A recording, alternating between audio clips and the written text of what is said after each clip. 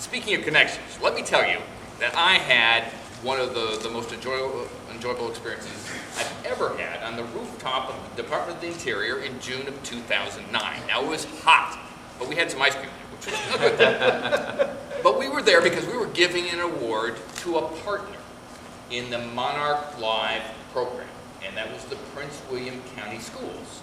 Prince William County Schools, because of their excellence in technology and their understanding about remote learning, became a partner with a consortium of federal agencies and others to tell the story about monarch butterflies. And millions of kids from around the country got a taste of this remote learning and understood how these beautiful butterflies come into their lives throughout North America. Well, as we're sitting up there or standing up there on the rooftop of the Department of the Interior, Dr. Walts said, you know, I wish all my students, and there's 79,000 students he cares for, could be up here seeing the White House and the Washington Monument and the Lincoln Memorial, all those kinds of things, and be part of this program, this great outdoors month, this great outdoors week. And he said, you know, I think we should sit down and try to come up with a plan to really make our kids a part of this effort. So he turned to Keith, his assistant superintendent, and said, I have this great idea, now you go figure it out. You've been there, haven't you? So anyway, it turned out that Keith pulled together a core of people, and we assembled a core of people from federal agencies and others to discuss how we might be able to become an important cog in the educational program and pilot that at Prince William County. And I was delighted by how quickly the pieces all fell together. Within a couple of months, we had the basic idea. I happen to be married to a teacher, and as a sixth grade teacher, she tells me the hardest period of the year are the last couple weeks of school, because all the SOL testing is done, the kids are ready for summer, and yet you still have to try to use the time productively for part of the education. So the whole concept was to introduce experiential learning, where kids' eyes and ears would be opened in the environment where we could actually teach them not just how to be physically active, but literature, history, all those kinds of things. We had more fun looking at what Prince William County had to offer, but it wouldn't have happened had there not been the drive on the part of the superintendent of the school. So I want to tell you that this year, Steve Walts received a recognition as an outstanding school superintendent in the state of Virginia. He deserves that and more. He is an innovator. He is a passionate leader, a passionate champion for both the students and also all of his teammates who are teachers and other kinds of supporters. Merrill made reference to the fact that he really sees the totality of this issue. I don't know, you have to tell everybody about what you did with the cafeteria employees in the arch at some point. I won't steal your story, but just in terms of getting a sense of participation in trying to deal with the whole child and the whole education, you missed a presentation by Dr. Edward Sanchez, who said it's easier to build a child than to repair an adult. And I think that is what a great kind of a concept to apply to this. Ladies and gentlemen, one of the most exciting aspects of where we go in the future is the linkage with the educational community. And at the vanguard of seeing how that connection can be made is Dr. Stephen Walts, the superintendent of the Prince William County Schools. Please welcome him.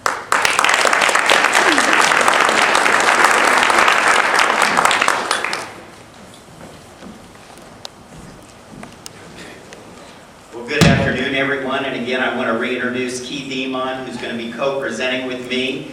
And we would just love to thank you for inviting us here. I got a text message from my wife, and when she let the dogs out at 5:30 this morning, it was 8 degrees. So it's great to be down here in Texas, where it's warmer. And I always love to come to Texas because everything is big here. Do you notice that? If you go into the gift shop, you buy a cookie, the cookie is that big. You know, you go in your room and the towels are like gigantic. Everything is big in Texas. So it's an exciting place to be, and we're excited to be here to talk about Partners Outdoors 2011 and a little bit about our journey that brings us here today. I want to give you just a little bit of overview. We're going to have a few facts to give you a context for the Prince William County Public Schools. We're going to talk about the USDA Beacon Award, Ed Out, how it started, what's behind it, our partners, and then next steps. So there are about 14,000 school districts in the United States of America. And Prince William County Public Schools is located 20 miles southwest of Washington, D.C., and we are about the 41st largest school division in the nation, with about 80,000 students, and we're growing every day. We have 89 schools. We have 4 new schools under construction. 3 will open. I've been there 5.5 years and have opened 10 brand new schools. We are a minority-majority school division with 64.1% minority, 17% English second language learners. We have approximately 10,000 employees, and we are Virginia's second largest school division.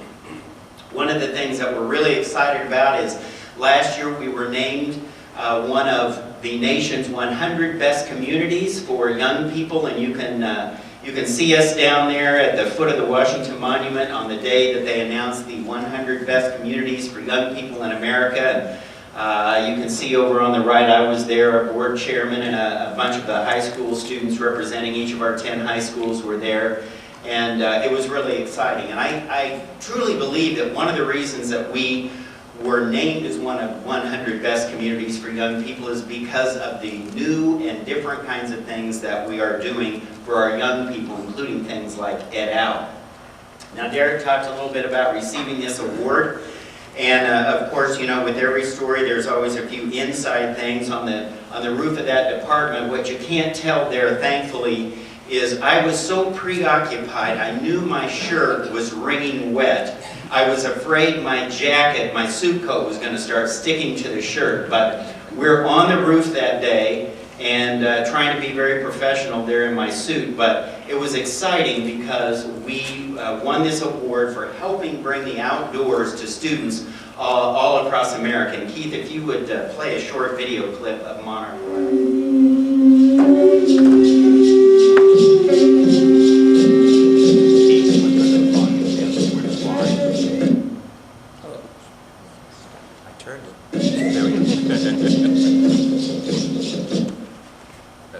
I'm sorry. Should be good.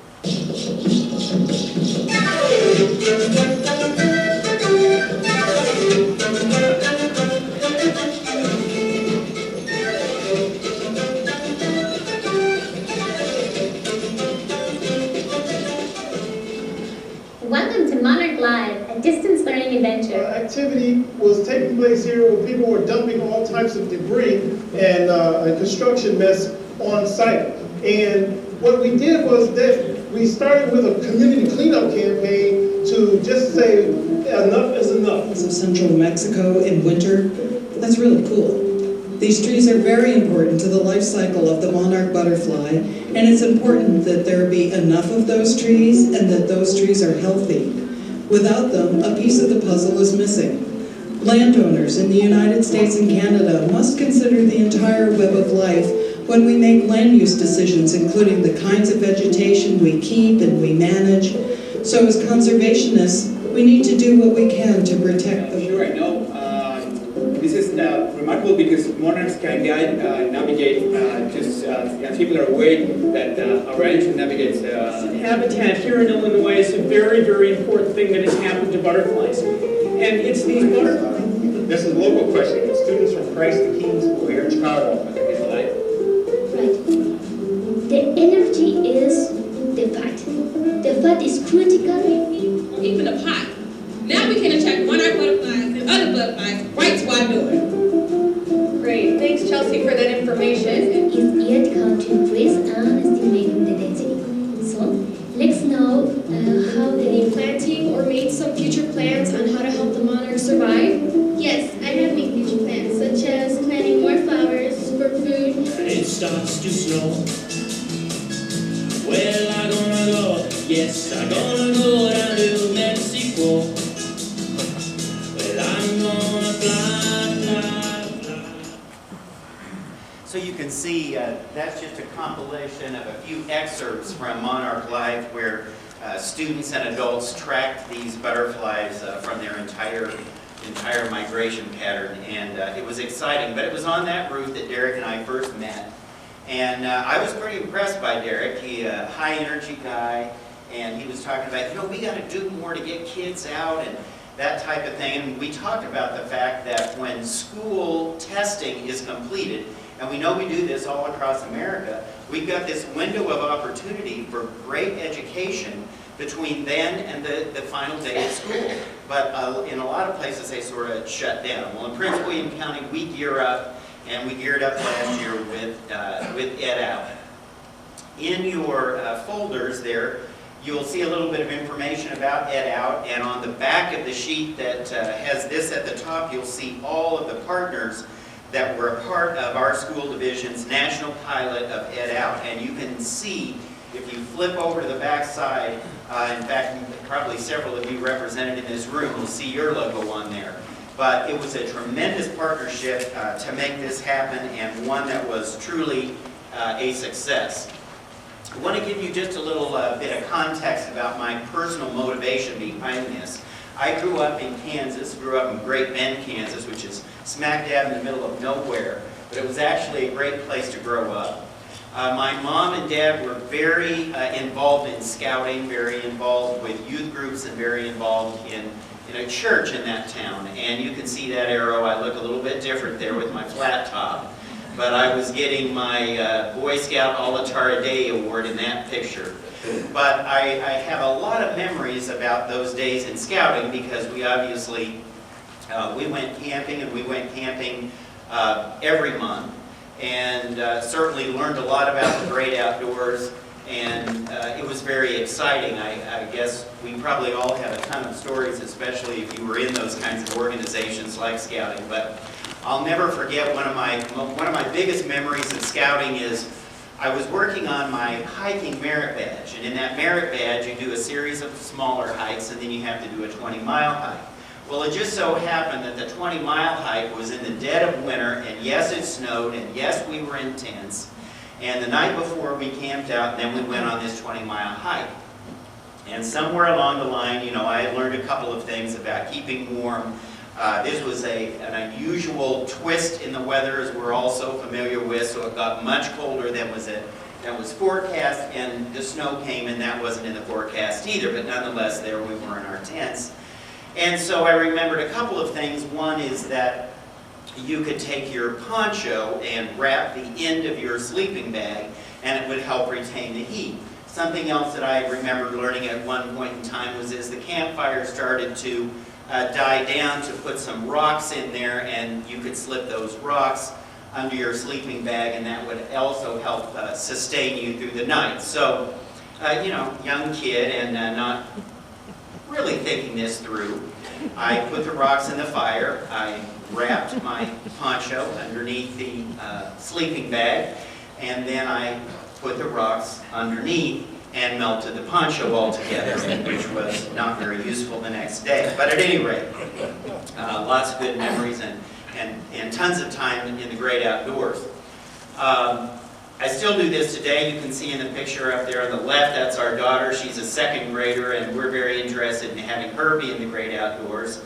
And there's something about heat that follows me everywhere. In this particular picture, which you can see my suit coat, I was smart enough to take it off in that picture, but we were invited to the Botanical Gardens in Washington, D.C. They have a whole brand new area where kids can do authentic kinds of learning outside in the Botanical Garden, and it's really phenomenal. And the region kind of knows me in terms of my interest in the great outdoors, so they were kind enough to invite me to this event, and I brought our 7-year-old daughter.